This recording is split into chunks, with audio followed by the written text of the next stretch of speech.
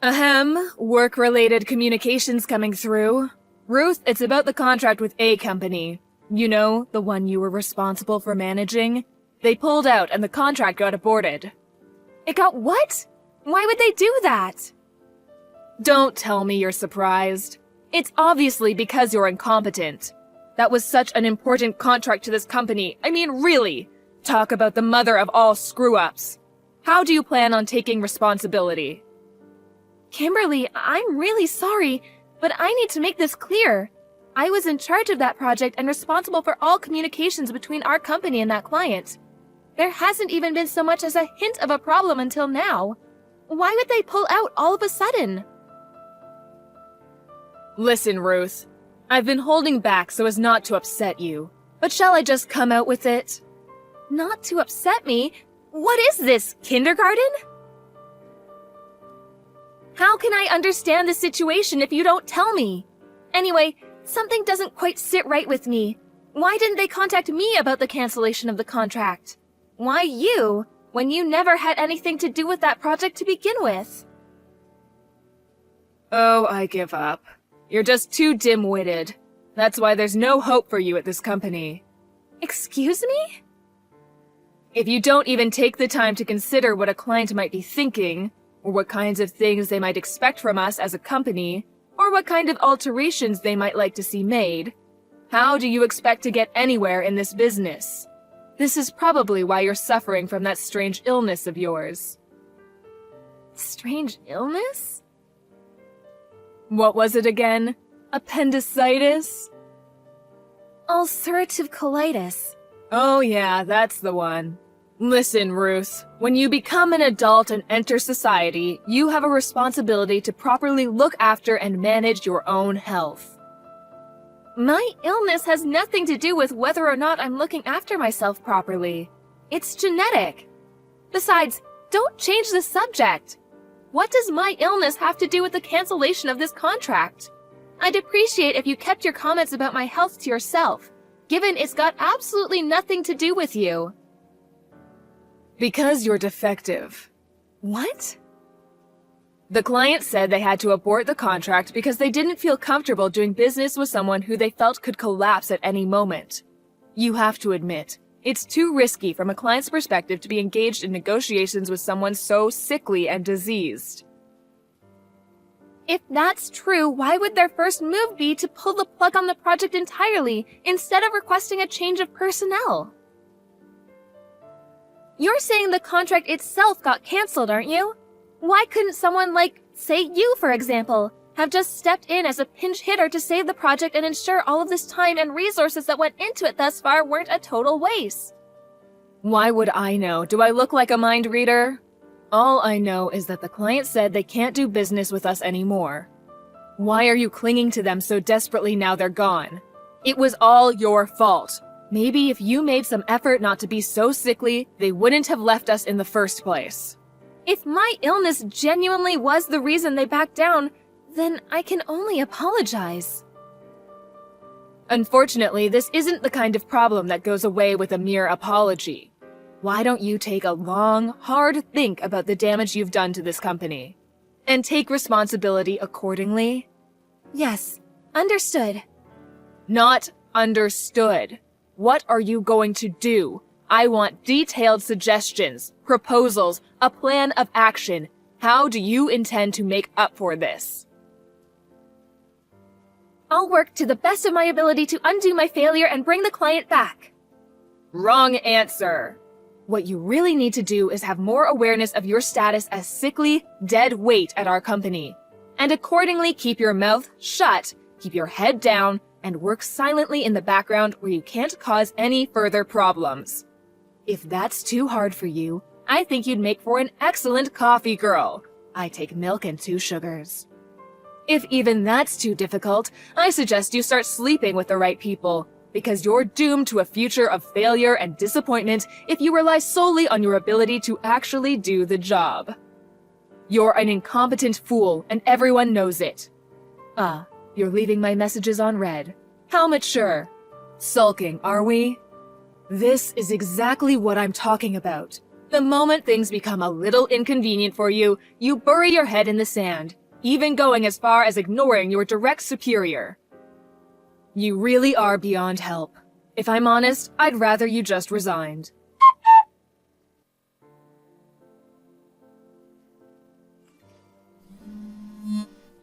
Good morning, Kimberly. I'm in the middle of a job right now, so I can't talk on the phone. Can I help you with something? Wait, shouldn't you be in the office already? How dare you? Do not screw me around, Ruth. What lies have you been filling the boss's head with? What do you mean? Lies? Don't play dumb. I know exactly what you did. When I pulled into the car park and tried entering the staff door like usual, the company president was stood there blocking my way. He told me never to show my face at work again. No, he didn't just tell me. He yelled until he had goddamn steam coming out of his ears. Oh, wow, that sounds rough. I did hear the boss can be a bit passionate at times. That's probably the reason he was able to build such a successful company, though. I don't give a damn about that. All I can think of is that you went up and said something to him. Why else would he fire me? What did you do? Tell me. I didn't do anything at all. All I did was head out this morning to apologize for losing the contract you told me about. What? Think about it. If a project collapses and it's your fault, don't you think offering a sincere apology and requesting the decision be reconsidered after promising to do better is the right and reasonable thing to do? That wasn't just my project after all. People from various departments were involved, and lots of hopes and dreams were pinned on it. Huh? You went to see the client directly? That's right. I swallowed my pride, got down on my knees, and apologized. Their project manager rushed out immediately when he saw what was going on, and explained the situation to me in minute detail. Everything, Ruth. I know. You tried stealing that contract from me, didn't you? You lurked in wait for Mr. Grant, the project manager, in the office car park, and waited until he finished his meeting. Then, when he got out, you basically forced him to go to dinner with you. You did nothing but badmouth me at the restaurant. Then, when you thought you'd trashed his opinion of me, you started trying to convince him of what a talented and reliable employee you are, Mo. Have you no shame? Then, to top it all off, you invited him to stay the night at a hotel with you. He described his feelings at the time of a complex mixture of shock, disgust, and terror. Being so desperate to go home at that point that he'd do anything to get away from you, but at the same time wanting to avoid handing you the project at all costs. He did the only thing he could think of and proposed aborting the contract entirely. Here's the key point, though. He didn't actually want to. But you, feeling you had the ammunition you needed, launched your full frontal assault on me and came up with whatever lies it took to have me held responsible. Even putting it mildly, you're a disgrace. Don't worry, though. I already told the section manager everything. Based on what you just told me, it seems like word of what you did made its way into conversation with the president.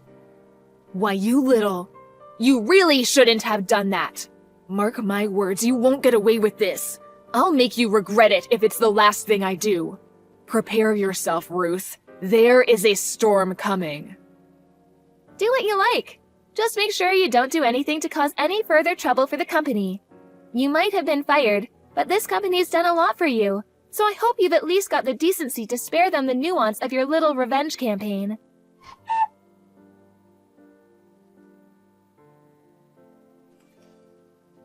Ruth, long time no see. Is now a good time? I have some news for you. What? You're gonna love this. Wait for it. I got married. Oh, that's nice. Congrats. I'm the happiest I've ever been. Listen, Ruth, I've been doing some thinking and I feel so guilty about the trouble I've caused you. I just wanted to take this opportunity to apologize. Oh. If it's about the contract, don't worry. I'm already over it. No, not that. Something else. I stole your fiancé. My fiancé? Who do you mean when you say my fiancé? I'm not engaged to anyone. I've been happily married for a long time. WTF? Wait a sec. This can't be. You're joking, aren't you? Or you're lying because you're so angry. Yes, that must be it. Lol. It's not a joke and it's not a lie. I'm married, which means I have a husband. Which means I'm not engaged. Which means I don't have a fiancé for you to steal. Aha, that's it. I bet you've already had word from him about the engagement being broken off, haven't you? I bet you're sat reminiscing over old photos and crying your eyes out as we speak. Look, I get it. I'm probably the last person you want to admit your heartbreak to. You won't be the only one crying at this rate. You're so pathetic, I think I almost feel sorry for you, lol. You must be making some kind of misunderstanding. I'm not misunderstanding anything. I know he's your fiancé. He approached me while I was crying on my own at the car park. On the day the president fired me outside the office, he really is a wonderful man. He could see I was upset and asked me if I needed someone to talk to. That's all well and good, but I don't see how you go from that being dead certain this randomer from the car park is my fiancé. He told me, of course. He said he came to the office to drop something off his fiancé left at home. But he said he just couldn't bear to see such a pretty girl crying and not say anything. I figured out he was your fiancé. Well, we were chatting over a coffee in a local cafe.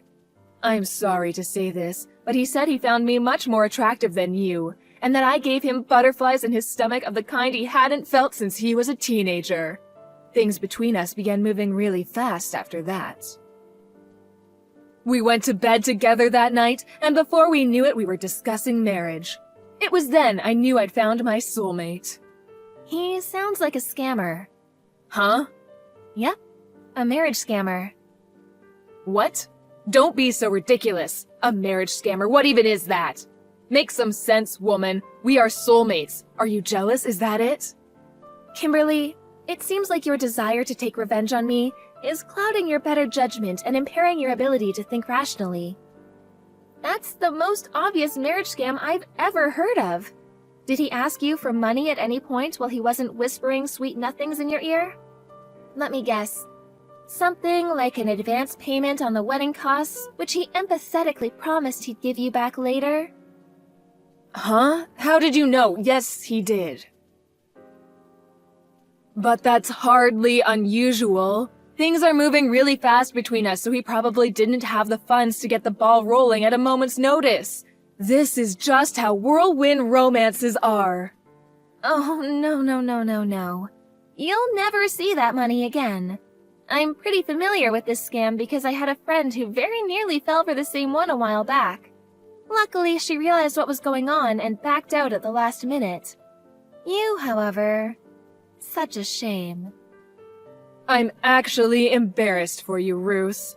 The lengths you'll go to hide your heartbreak over having your fiancé stolen are bordering on tragic. Please salvage what remains of your dignity by gracefully admitting defeat. Yes, that's right. You lost, and I won. I can repeat myself if you like. I'm already married. My husband's abroad on business right now. But I can send you some pictures of us if you like. Oh, please, stop it, Ruth. You can't seriously expect me to believe someone like you could bag yourself a husband. What man in his right mind would have an interest in a sickly little creature like you? We were classmates in high school. We were friends since long before I fell ill. He confessed his love to me after I got my diagnosis. He said the illness was irrelevant to him, and he wanted to be with me because he loved me. Wait a sec. What? So this guy I'm engaged to really isn't your fiancé? Yay, you finally got it! This is kinda what I've been trying to tell you this whole time. I just tried to call him. He won't pick up. What should I do? Help! Not my problem. What? You mean you're not going to help me? This is all your fault. The least you could do is give me some advice. Take responsibility for what you have done. What? This is my fault? So let me get this straight. First, you tried to steal my contract back when you still had a job and failed miserably. Then, you tried to steal my fiancé, assumed, and failed miserably once again. Is that a fair summary? To top it all off, suddenly I'm the one who's responsible somehow? Really gets the neurons firing. Would you mind explaining which part exactly is my fault? I'm drawing blanks here. Don't twist the facts. I want my money back. $40,000 directly into my bank account now. Nope. $40K though. Wow, he took you to the gleaners. It's time you learned how to take responsibility for your own actions, Kimberly. Fine, you win. I'll apologize for what I did. I'm sorry for everything. The contract, trying to steal your fiancé, everything. Can I just have my money back? Please? Not only did he take my entire bank balance, I don't even have a job anymore. How am I supposed to live? Go back and live with your parents then? Or you could, I don't know, find a new job? In any case, I have zero obligation to help you. Please stop talking like that. We used to be coworkers. Ruth, I'm begging you. Ruth! We used to be coworkers? That's literally the least compelling plea for help I've ever heard. Anyway, I'm sure you'll figure out a way to fix this on your own. After all, you were always super talented at getting yourself out of difficult situations, weren't you? By sleeping with the right people?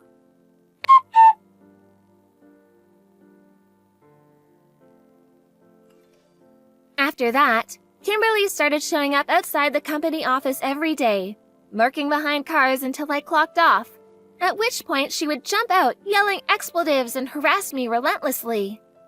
However, she was eventually spotted by our notoriously passionate and at times hot-headed company president. He reported her to the police, who came down immediately and bundled her into the back of a car. Apparently, her spirit was so crushed when hit with the reality of what her life had become, she broke down in tears in the police car and was inconsolable by the time she reached the station. Eventually, she somehow or other managed to pull herself together and went home with a caution, promising never to go near me ever again. However, sources tell me she's still vigilantly watching and waiting, biding her time until another opportunity to take her revenge on me presents itself. Rumor has it she's applying for jobs with every one of our competitor companies and hopes to somehow leverage that as her angle to teach me the lesson she's convinced I deserve. The irony is, if she'd just reflect on her own actions for a moment, she could learn the lesson she needs to learn. Let go of her hatred and move on with her life. Will she? I'm not holding my breath. Anyway, in more important news, I found out I was pregnant last month. I left the company when I got the news and decided to move abroad to be a stay-at-home housewife for my husband, so the whole thing with Kimberly is as good as ancient history to me now. I'm just praying I'm not unfortunate to bump into her in the street before my flight.